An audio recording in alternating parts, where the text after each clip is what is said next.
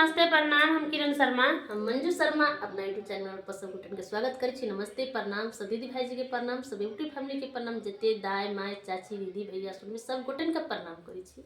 और हम दोनों देवरानी जेठानी बहुत प्यारा से बेटा विवाह गीत बनावल जा रहा है। सब जरूर सुनब, कमेंट करके जरूर बताएब गीत किनका सबके पसंद है, किनका सबके हमरा सबके गीत नहीं पसंद पड़े। चलो अहाँ सबके नहीं पसंद पड़त तो हमरा सबके तो गीत बनावे के छै, लेकिन जिनका सबके पसंद है तो जरूर अहाँ सब प्यारा आशीर्वाद देब और शेयर करके तो नहीं भूलब अहाँ सब।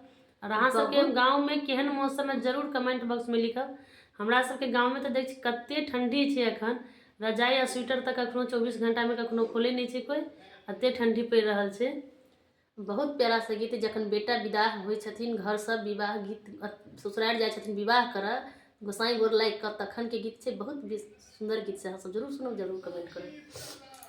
कि ना